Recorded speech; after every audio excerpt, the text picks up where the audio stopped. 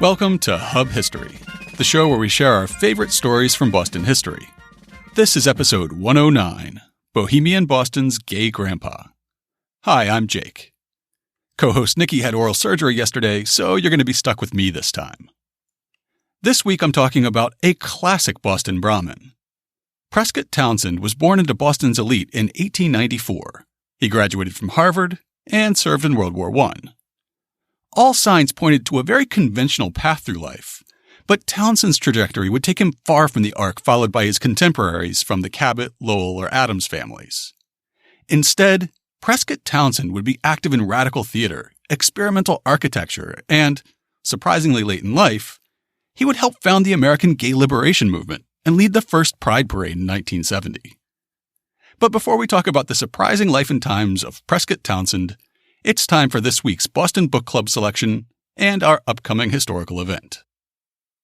My pick for the Boston Book Club this week is The Crimson Letter, Harvard, Homosexuality, and the Shaping of the American Culture by Douglas Shand Tucci. We'll also reference it throughout this week's main story. Shand Tucci grew up in Dorchester, graduated from Harvard, and went on to become a prominent historian of Boston and Boston's architecture. His best-known work might be The Art of the Scandal, a biography of Isabella Stewart Gardner, but he also wrote books on the architecture of Harvard, a multi-volume biography of architect Ralph Adams Cram, and a study of Boston's architectural history, including a spirited defense of Boston's trademark, triple-deckers. Published in 2003, The Crimson Letter delves into Harvard University's complex relationship with its LGBTQ students and faculty over the past 160 years. The work focuses on Harvard, but as the subtitle suggests, Harvard has an outsized influence on Boston, and especially during the last century, on American culture as a whole. The book opens with an 1860 conversation between Walt Whitman and Ralph Waldo Emerson about Emerson's misgivings about leaves of grass, and it follows a thread that stretches from Oscar Wilde through John Singer Sargent to Leonard Bernstein and Aaron Copland. Publishers Weekly said, "What Shand Tucci attempts here is nothing less than a reevaluation of American culture by looking at how it was shaped by Harvard-connected gay men. From Ralph Waldo Emerson, in love with fellow student Martin Gay, and Henry James, who apparently first had sex with Oliver Wendell Holmes, to poet Frank O'Hara and artist Edward Gorey, who were student roommates. Shand Tucci weaves together history, criticism, and gossip to show how many of the sons of Harvard were not only gay, but major culture mockers." In their review, the New York Times said, "The Crimson Letter begins with letter burnings, flights by night, a witch hunt, a gay scandal in 1960. Shand Tucci presents homosexuality as Harvard's hidden history, and he moves from the personal and precise, almost confessional tone of his introduction to an account of the institution itself. But this institution is not only the university in Cambridge, for Harvard, whatever lens you look at it through, is above all an American story. Gay Harvard, for Shand Tucci, is the story of modern America." After I first started reading about Prescott Townsend's fascinating life, almost every article I turned up pointed back to Shand Tucci's book. Since the author was a lifetime resident of Boston, spending most of that time in the Back Bay, I had high hopes of interviewing him about his research on Mr. Townsend. Alas, I was too late. Douglas Shand Tucci passed away this April. We'll have links to his obituaries in the Boston Globe and the Dorchester Reporter, as well as a link for you to buy The Crimson Letter in this week's show notes. And for our upcoming event this week, we have a free talk presented by the Massachusetts Historical Society that will actually be presented at the Radcliffe Institute in Cambridge. Historians, archivists, and public health professionals from Radcliffe, UMass, and Harvard Medical School will come together to speak on the topic of transgender history and archives, an interdisciplinary conversation. Here's the description from the MHS website. This panel aims to begin an interdisciplinary conversation in transgender history. What is the state of the field of transgender studies in history, archiving, and public health? How do changes in popular usage and attitudes about terminology facilitate or hinder research? In what ways does transgender studies intersect with women's and gender history and other feminist scholarly concerns? Now, unlike most of our upcoming events, this one comes with homework. In the event listing, there are recommended readings, so attendees can come prepared to participate in the conversation. While the readings are optional, registration is required. We'll have a link to the registration page in this week's show notes. And now it's time for this week's main topic. A year before Boston's Pride Parade was established, which we described in episode 83, the first gay pride parade in the world was held in New York City. A year after the LGBTQ patrons of the Stonewall Inn on Christopher Street fought back against police oppression, thousands of supporters marched from Christopher Street to Central Park in the name of gay pride.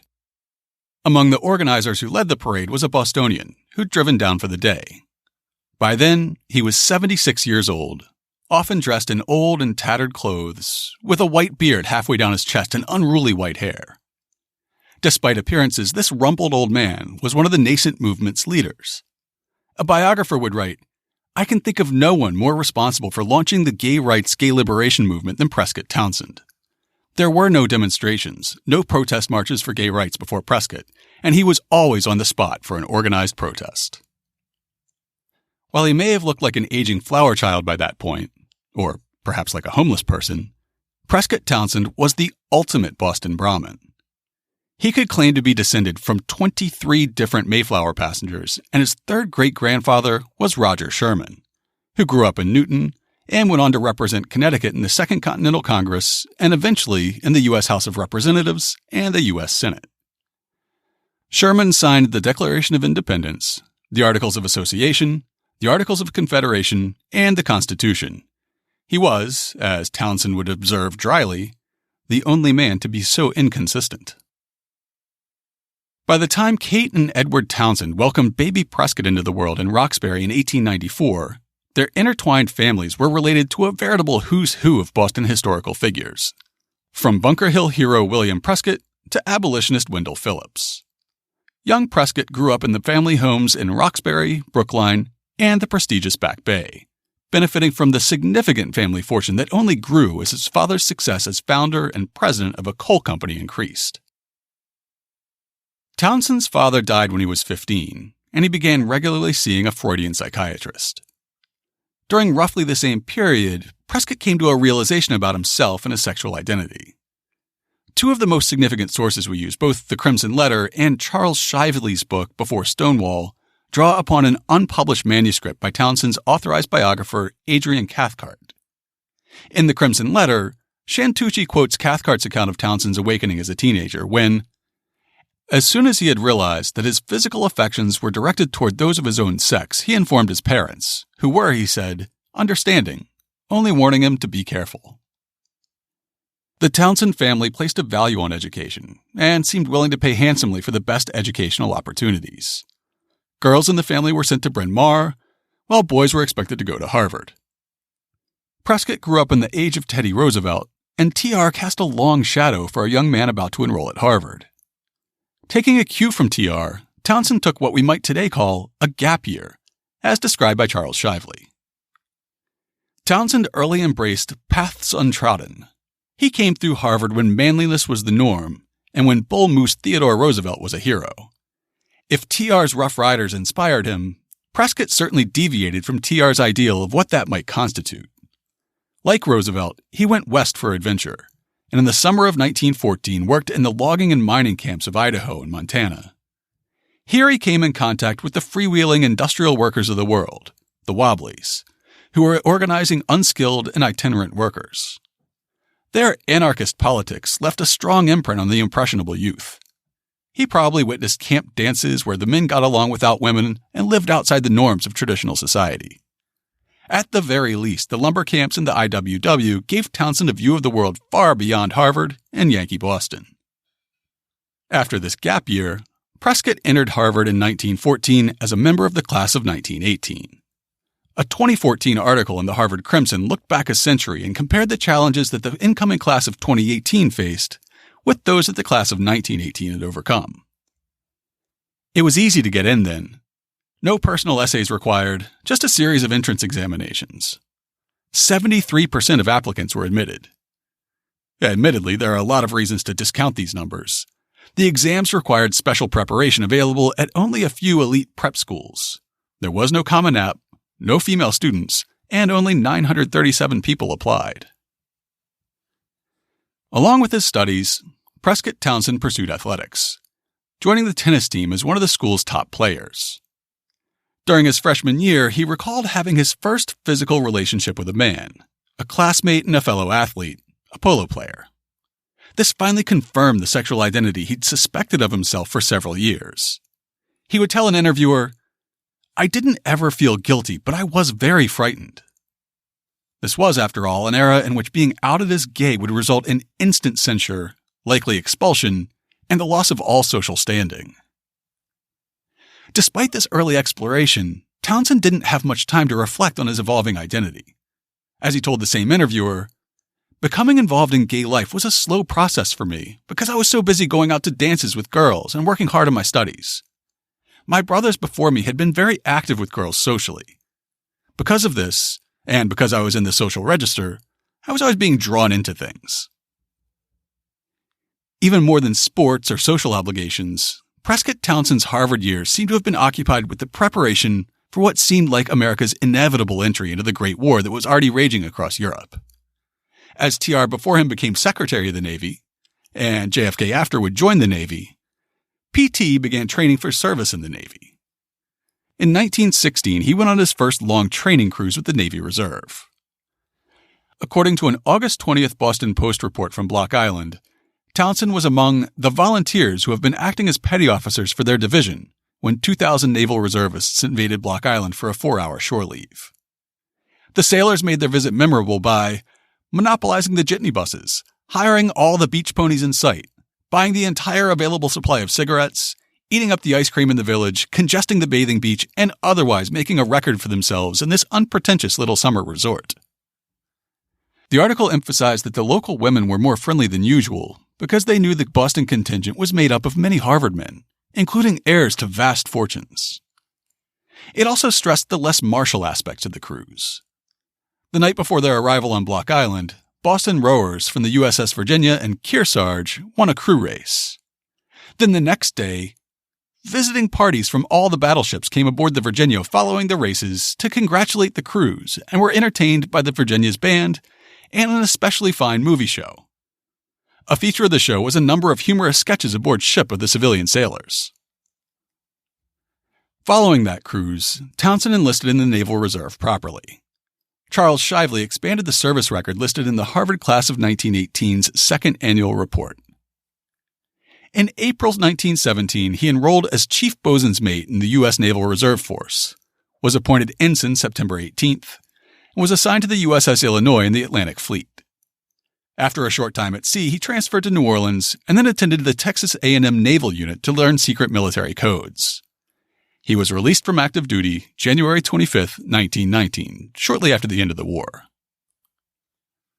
Before his discharge, Harvard granted him a bachelor's degree. He would complete his 4 years in the reserves without being called up for active duty again. With a degree from Harvard in hand and his time in the Navy at a close, Townsend enrolled at Harvard Law School, but dropped out before the first year was over. Instead, he joined the Harvard Travelers Club, which Shantucci describes as composed of those with the inclination and means to go adventuring in exotic locales. The farther from home, the better. Charles Shively recounts how widely traveled Townsend was at this time.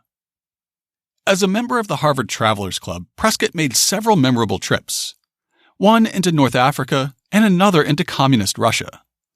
The free life of the Bedouins attracted him as it had so many gay men. One of Prescott's prized possessions was a djellaba, which is a form of long flowing robe traditionally worn by Arab men, which he claimed Lawrence of Arabia had given to André Gide, who had in turn gave it to him.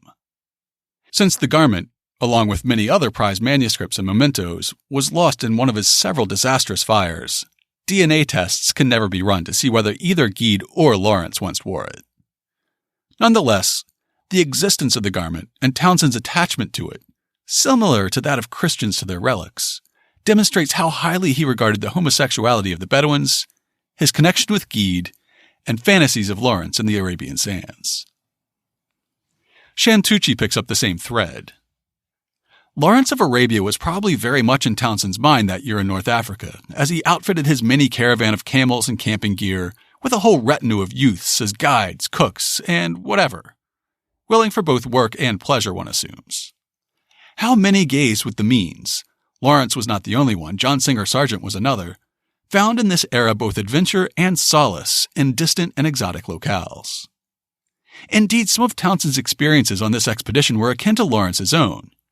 He dined out for years on how at the height of the Rif Rebellion in 1922, determined to make his way and not be bogged down in a war zone, he had nonchalantly braved a brisk exchange of rifle fire between the forces of Abd al-Karim and the Foreign Legion, reducing the startled combatants to an uneasy truce while he passed through, grandly announcing that he was an American citizen and as such entitled to safe passage. Speaking of world travel, in an article in the Proceedings of the Biological Society of Washington, E.R. Dunn describes a new species of salamander that he and his companion discovered. In 1921, they were on an expedition to the rainforests near Jalapa along the Rio Blanco in the Mexican state of Veracruz. In honor of his co-discoverer, Dunn named the tiny amphibian Salamandra oedipus townsendensis. In the 1920s, Prescott Townsend was simply traveling everywhere and doing everything, including 2 extended stays in Paris. Later, he would claim to have been deeply involved in the American expat community there, alongside celebrities like F. Scott Fitzgerald, Ernest Hemingway, Gertrude Stein, Pablo Picasso, and T.E. Lawrence, who we know better as Lawrence of Arabia. Later authors question whether he was ever welcome in the inner circle of this movable feast, but there's certainly evidence that he was traveling in its outer orbit. He became close friends with the Nobel Prize-winning anti-colonialist writer André Gide, who we mentioned before. Gide was unique at the time for being openly gay, having come out in print in the mid-1920s. He would act as a mentor to Townsend as the much younger man explored the original Bohemia to be found in the left bank. At about the same time, he met the writer Elliot Paul, who turned out to be a native of Malden. The two fell into an on-again, off-again romantic relationship that would last for years. In the mid-1920s, Prescott Townsend moved back to Boston, perhaps to be close to his mother as she slowly succumbed to terminal cancer. Elliot Paul came with him, and the two men seemed to have been determined to recreate some sliver of the modern, daring, electrifying Paris scene they had left behind. Through their work, and that of a handful of other early Boston Bohemians, they managed to create the world they were looking for on the unfashionable north slope of Beacon Hill. Charles Shively introduces the scene and uses some dated language that we apologize for.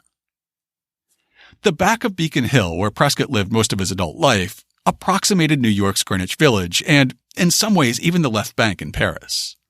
Before, during, and after Prohibition, the bars on the back of the hill catered to a miscellaneous crowd of sailors, transvestites, poets, prostitutes, and gay men. For a time during the 1920s, Townsend participated in a speakeasy, eatery, and theatrical establishment on Joy Street and what was formerly a stable, one of several buildings he owned on Beacon Hill. A network of so-called tea rooms, actually speakeasies where gin and vermouth were discreetly served in teacups, filled the tiny alleys of Beacon Hill, anchored by the up-and-coming institution founded on Paul's taste and Townsend's inheritance.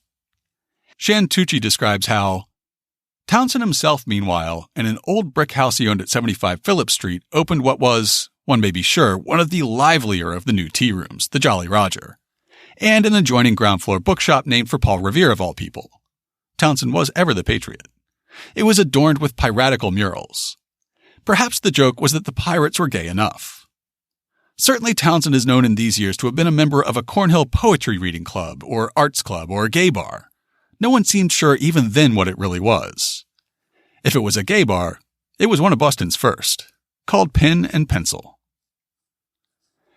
Café chronicler Lucius Beebe described the wild scene.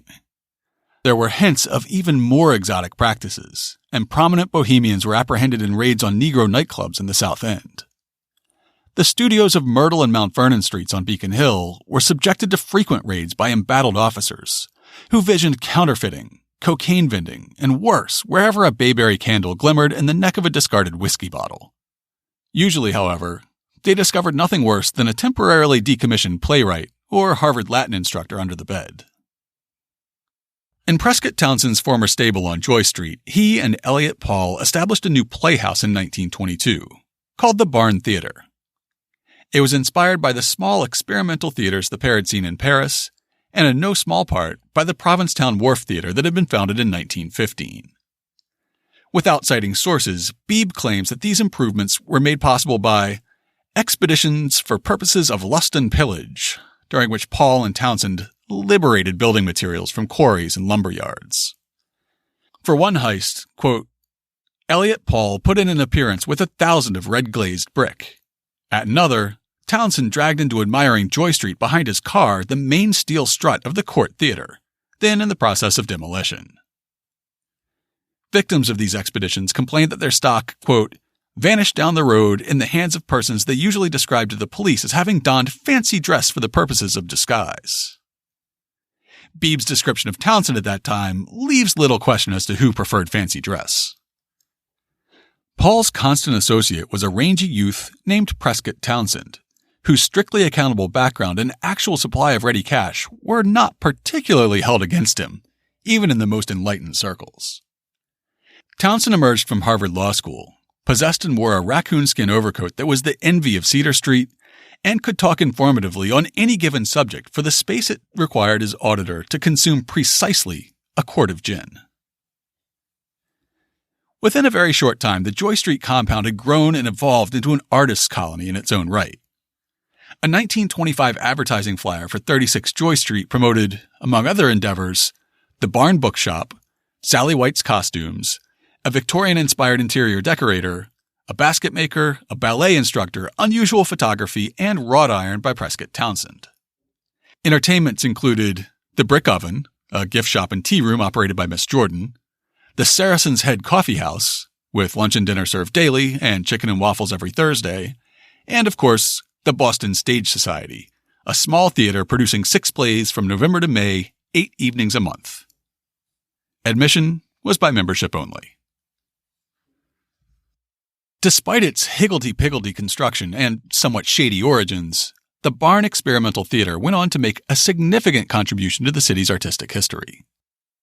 Douglas Shantucci describes how, after the first season's opener, the Barn produced shows by a series of modernist playwrights whose work the Barn Theater specialized in. Others included Anton Chekhov, August Strindberg, Jean Cocteau, Gordon Bottomley, André Gide, another memory of North Africa, and Alexander Bloch. It is a very avant-garde list that marks the Barn Company as perhaps the best and purest theater.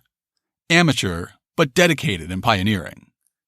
Indeed, several plays were advertised as given for the first time in English, and at least 2 for the first time in this country. And although it was, in the trustees' words, a non-commercial effort to establish a theater in Boston in which we can experiment in new dramatic forms and subjects, such as are available in New York at the Provincetown Theater, and entirely amateur, standards were high.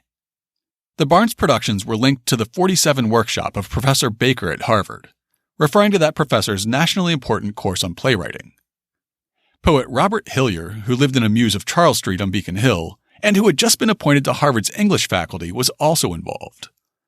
Set design, moreover, was often a project of a class in that subject at the Vesper George School of Art or the School of Boston's MFA. Even the New Yorker noticed, reporting in 1926 that sophisticated Bostonians may often be seen sitting on long wooden benches watching performances of Strindberg with expressionist settings, Anatole France, Chekhov, and the more modern works of Marcel Achard, Alexander Bloch, and Jean Cocteau.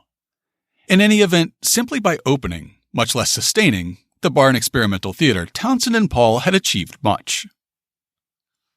After taking inspiration from the Provincetown Theater for the Barn, Prescott Townsend was soon taking inspiration from Provincetown itself. He began summering there sometime in the 1920s and spent an increasing amount of time on the far tip of the Cape after the Barn Theater closed up shop in 1929. During his many years there, his interests turned from theater, which he supported with more of his trust fund and less of his time, to architecture. Shively describes how he got started. Townsend's greatest work, beyond his extraordinary personality and public agitation for gay causes, was in his architectural experiments both on Beacon Hill and in Provincetown. He built 5 A-frame houses in Provincetown. Had he patented his A-frame, he might have become better known.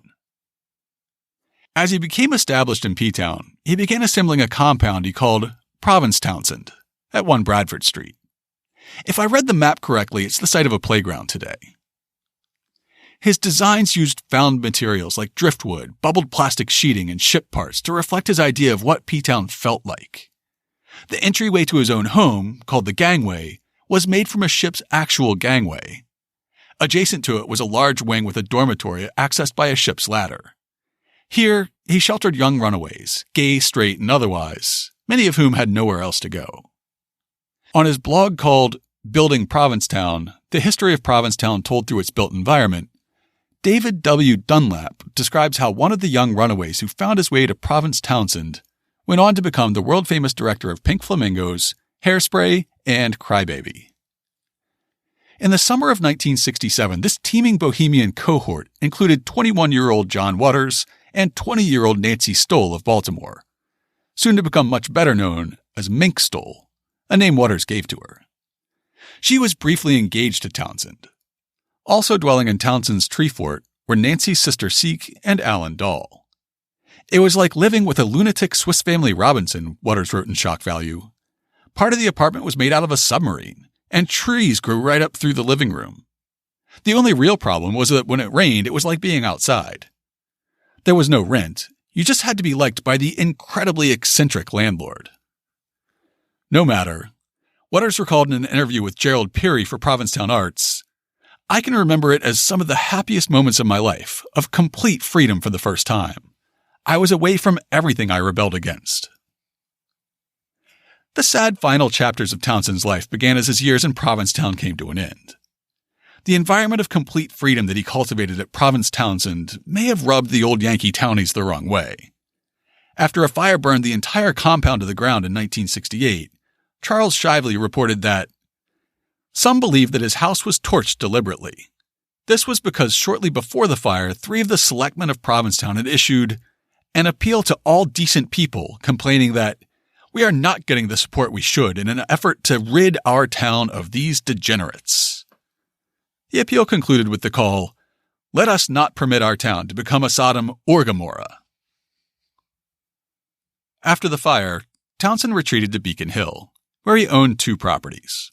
A house on Phillip Street was the last remnant of the Barn Theater complex, and an apartment building on Lindell Place, which is unvaryingly described as filthy, labyrinthine, and completely debauched. As he entered old age in the Phillip Street house, his tenants on Lindell Place included a motley assortment of artists, junkies, and aging domestic servants who had worked for his family, who he now supported in their old age. It's unclear how many, if any, actually paid him any rent.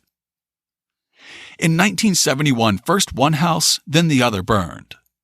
Lindell Place went up after a chimney fire, and only the brick walls could be saved. A few months later, Phillip Street burned as Prescott Townsend, in his late 70s, stood outside in his pajamas on a winter's night and gawked at the flames. With his once considerable resources nearly depleted, he moved in with a friend. On May 18, 1973, the friend found Townsend's body. He was kneeling next to his bed as if in prayer, in a dirt-floored basement apartment on Beacon Hills Garden Street. He was 79 years old. Before that final decline, however, Prescott Townsend lived through an incredible third act in his life. Having been involved in the theater and in architecture, he now found himself drawn to political activism. His 45th Harvard class report from 1963 said, "The third and last phase of my life has been the fight for social justice. This has also been the most fun." The Demophile Center is one of the 3 newer organizations in the United States dedicated to bringing the problems of the homophile to the attention of the public and aiding in their solution. I do this by my forensic and scriptural abilities, by my leadership at the Demophile, and also by membership in the International Society.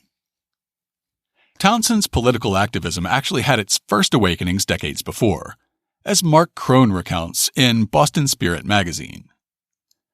During the 1930s, Townsend entered history by testifying at the State House for a gay rights bill. As a Brahmin, he was politely received, but swiftly dismissed. He was back the next year and the next after that, meeting with the same polite indifference. His money and status had often protected Prescott Townsend from the worst forms of oppression that society had to offer gay men at that time. However, a decade after his testimony was indulged on Beacon Hill, Townsend got a full helping of the treatment that non-elites faced, and it galvanized him to action. In 1943, the 25th report for the class of 1918 noted that Prescott Townsend had not returned the annual questionnaire, but in his most recent communication, he described himself as an experimental architect. 2 decades later, Townsend would more bluntly describe why he'd been out of touch in 1943. The 1963 Harvard class report says, "I was thrown into jail for refusing to pay $15 in graft for an act that is not against the law in England nor in Illinois." A headline in the Midtown Journal reported, "Beacon Hill Twilight Man, member of queer love cult, seduced young man."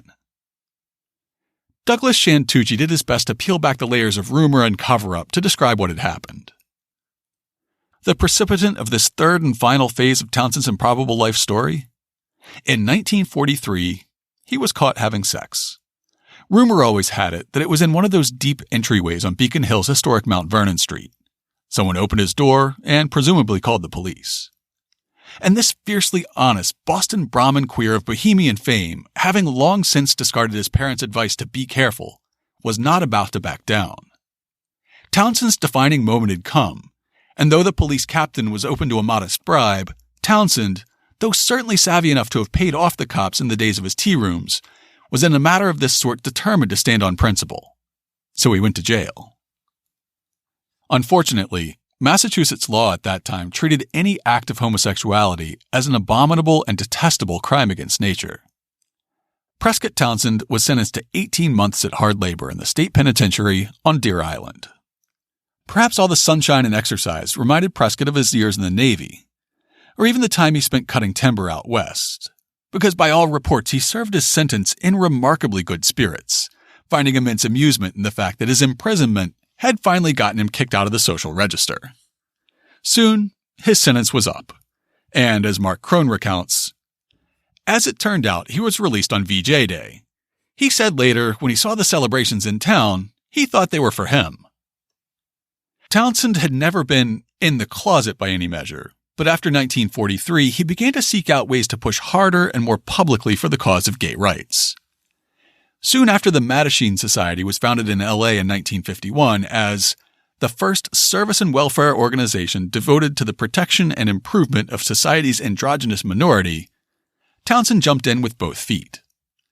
By 1953, he was among the group's leadership, attending a steering meeting in Los Angeles where the decision was made to decentralize the organization, creating regional chapters.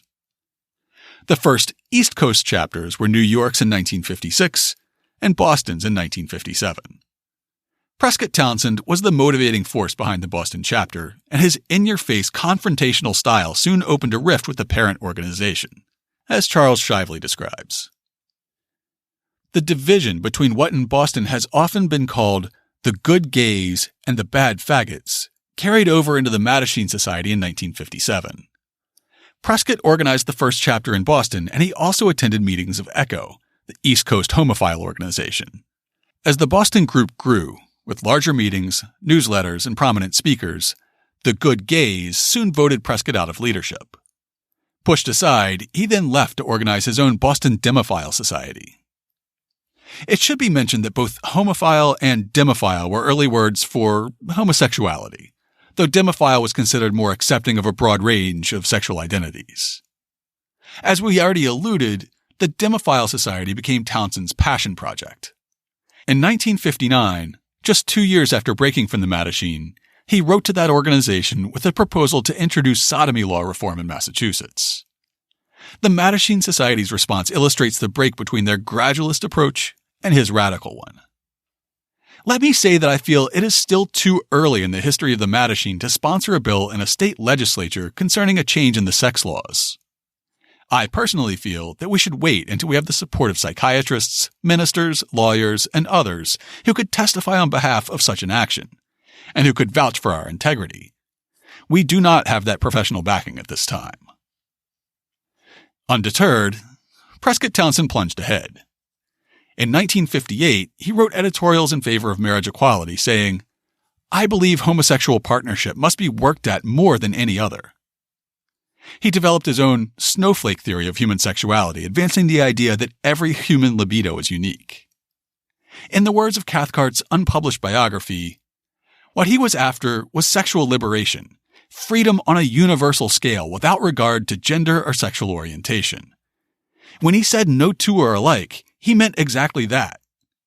How difficult it must have been for Prescott, a full-blooded Yankee, a Bostonian, and a Harvard man, to resist the compelling urge to categorize. This evolving radicalism compelled Townsend to join in groundbreaking protests held in New York and Washington in 1965. In New York, they marched in front of the United Nations. In Washington, they picketed the White House.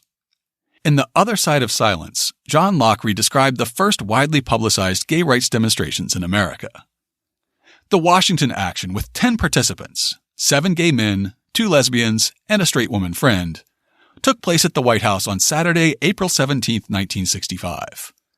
Its New York counterpart, with 20-odd participants, including Allen Ginsberg, Peter Orlovsky, and Prescott Townsend from Boston, on Sunday, April 18th. A half a decade after the first gay rights protest was counted as a success with just 10 participants, Townsend was part of a core group of activists who gathered on Christopher Street in New York on June 28, 1970. They numbered between 1 and 200 at first. As they stepped off, they must have wondered how the crowd would react. Soon, though, much of the crowd joined the marchers, and the group swelled into the thousands, following Prescott Townsend and his fellow activists. To learn more about the life and times of Prescott Townsend, check out this week's show notes at hubhistory.com/109. We'll have links to Charles Shively's book Before Stonewall, Mark Crone's profile of Townsend and Boston Spirit, and a news article about Townsend's training crews wreaking havoc on Block Island. We'll also include pictures of Prescott as a young and old man, and a promotional flyer from the Barn Theater and its surrounding businesses. And be sure to listen to episode 83 on Boston's first Pride Parade, which owed its radical nature in part to Townsend's influence, and was inspired by the Boston chapter of the Mattachine Society and the Demophile Center, both of which were founded by Prescott Townsend. And of course, we'll have links to information about our upcoming event and the Crimson Letter, this week's Boston Book Club pick. If you'd like to get in touch with us, email us at podcast@hubhistory.com. You can call and leave a voicemail at 617-383-9255, and we might just play it on the show. We're Hub History on Twitter, Facebook, and Instagram. Or you can go to hubhistory.com and click on the Contact Us link. While you're on the site, hit the subscribe link and be sure that you never miss an episode. If you subscribe on Apple Podcasts, please think about writing us a brief review. That's still the best way to help others discover the show. That's all for now. We'll be back next week.